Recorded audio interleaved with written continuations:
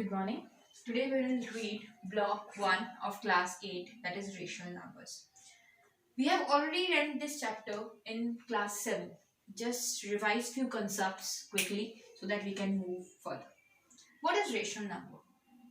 Rational numbers are the numbers that can be written in the form P by Q. The only condition is where Q cannot be 0. Suppose 2 by 3, it's a rational number. 3 by 5, it's a rational number. Any number, all integers can be rational number. Suppose minus 3. Minus 3 is an integer. It can be written as minus 3 by 1. So it's a rational number. All fractions can be stated as a rational number. Right? So this is natural number that starts from 1, 2, 3. And then comes whole number that start from 0, 1, 2, 3 and so on. And then come integers which is having the negative numbers also.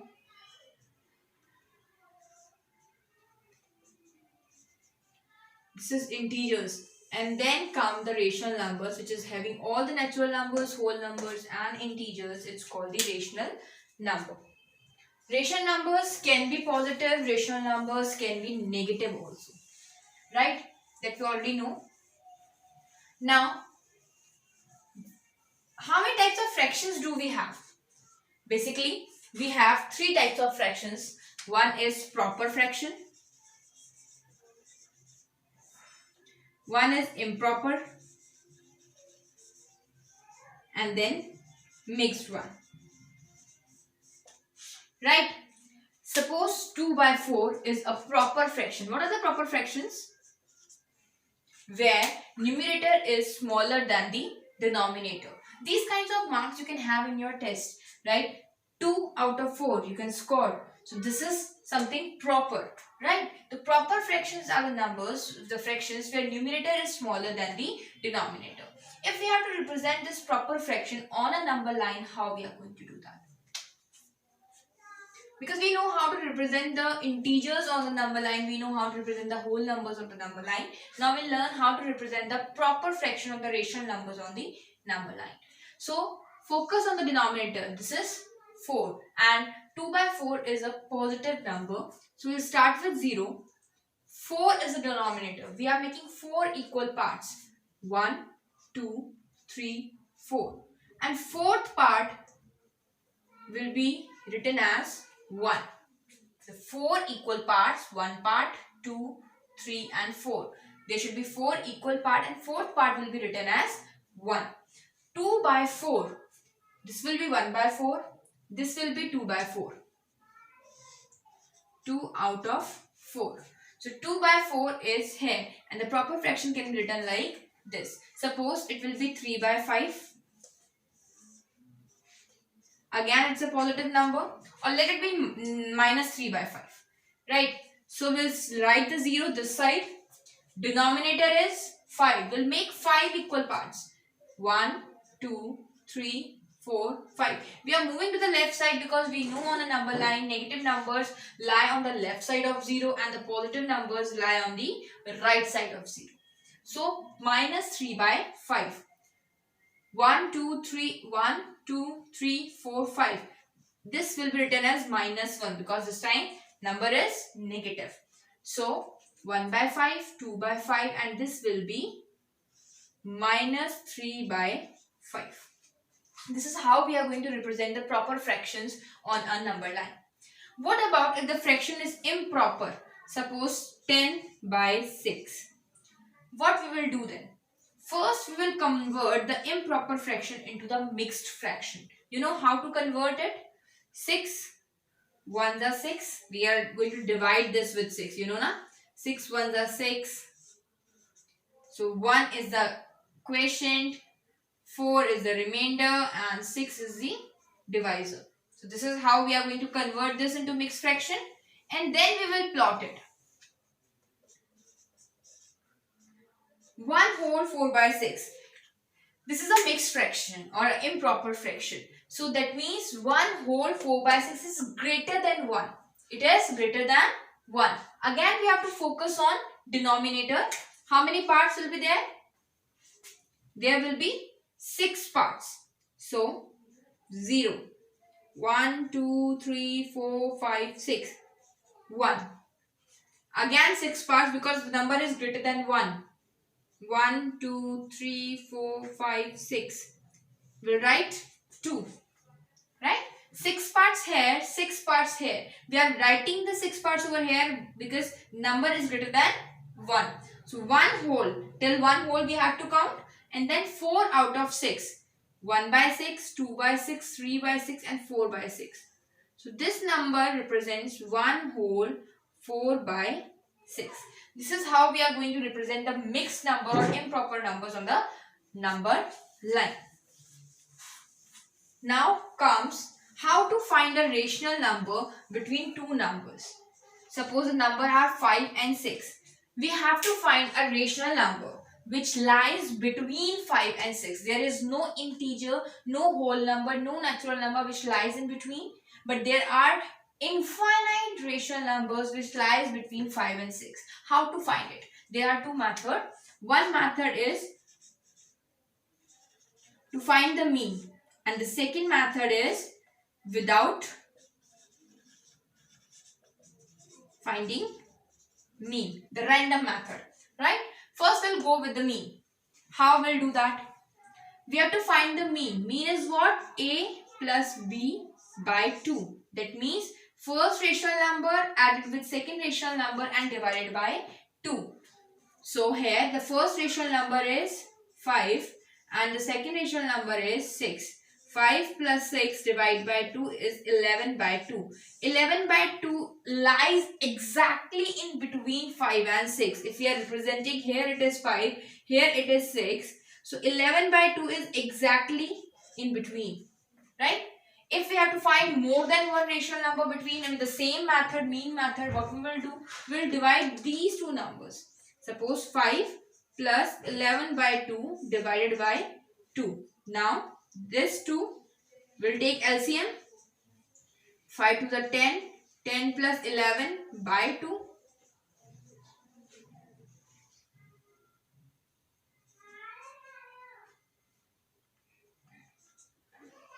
21 by 4 will be the rational number that lies between this and this. Right? So 21 by 4 also lies between 5 and 6. 11 by 2 also lies between 5 and 6. This will be a lengthy method. Like, it is a time consuming method. If you have to find the midway, then it is appropriate. If we don't have to find the exact midpoint of that two numbers, we have to find some rational numbers between 5 and 6. Then how are we going to proceed? Suppose 5 and 6 we have to convert them, these whole numbers or the integers, into the rational numbers first in the form of a rational number. We can write like this. We have to find 5 rational numbers. 5 rational numbers. So we can multiply both of these numbers, any number which is greater than 5, because we need to find 5. I suggest you should multiply with 10. That will be very easy to calculate then. 5 by 1 multiplied by 10 in the numerator and the denominator. 6 by 1 multiplied by 10. It becomes 50 by 10. It becomes 60 by 10. Right? So we have to find only 5. There are number of rational numbers between. 52 by 10. 53 by 10. 55 by 10. 56 by 10. Excuse me. 58 by 10. 5 rational numbers. There are many more, but these rational numbers lies between 5 and 6. Instead of multiplying with 10, you can multiply with any number that should be greater than 5. Suppose 6. 5 6 is 30 by 6 and 36 by 6. Right? So 31 by 6, 32 by 6, 33 by 6, 34 by 6, 35 by 6 are the 5 rational numbers which lies between 5 and 6. So the first step is to convert the rational number, the given number, to the rational form. Then if you have to find 5, any number, you have to multiply both in numerator and denominator, and then you will get the numbers between them.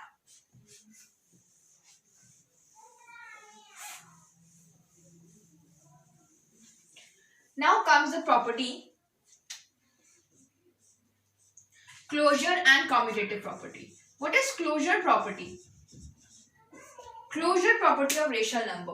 Closure property means where we are starting with a rational number, we are operating on a rational number, and our result is also a rational number.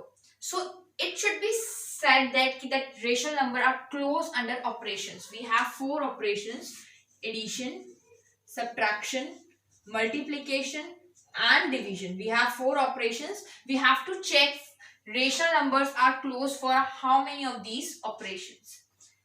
Suppose we are starting with the rational number 2 by 4. We are adding, here operation is addition. We are adding a rational number 3 by 4.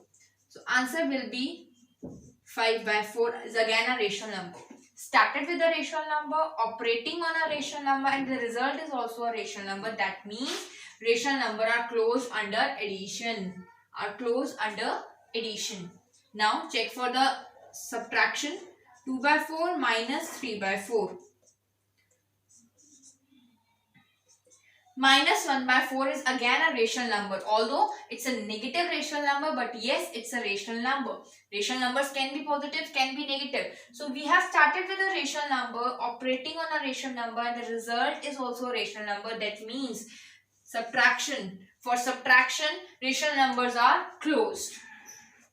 Now for multiplication.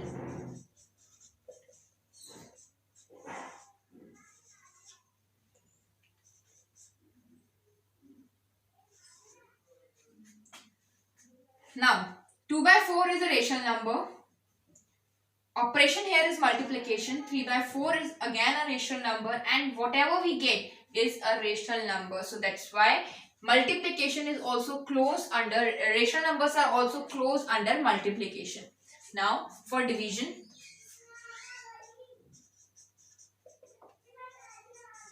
Before dividing it, we'll converting it and reciprocaling it. So 2 by 3. 2 by 3. Here we started with the rational number, operating on a rational number, and answer is the rational number. But still we cannot say that rational number are closed under division, just because I have told you rational number where it can p by q, where q cannot be 0.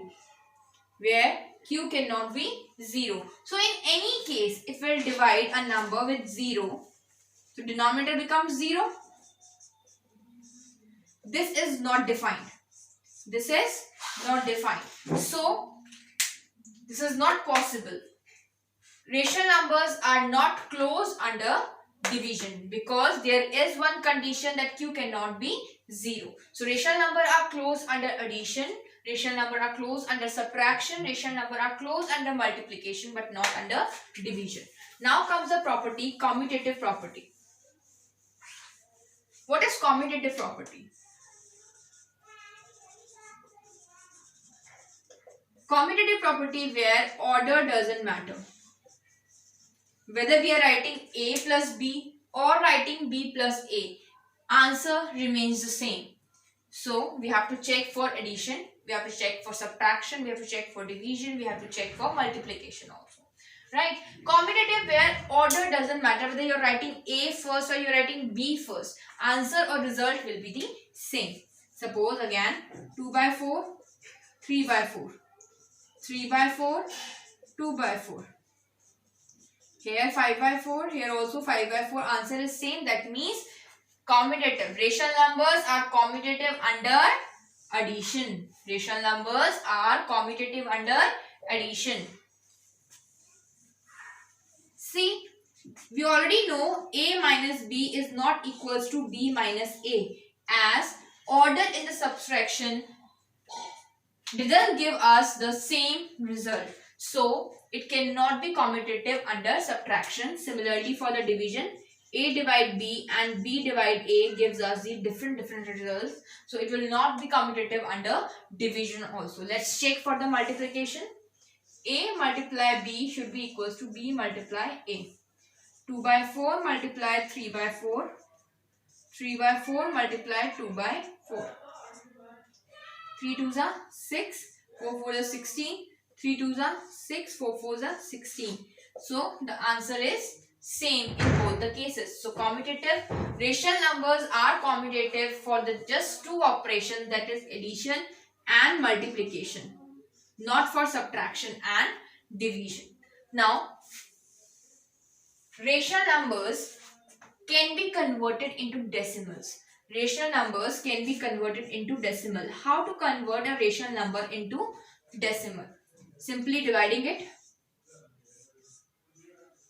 5 3s are 15. 1. Put a decimal and a 0. 5 2s are 10. How we did it? 5 3s are 15. 1 was the remainder. I put a decimal over here in the answer and add one extra 0. So 5 2s are 10. Now it's completely dividing. So 16 by 5 can be written as 3 by 3.2 or 3 decimal 2.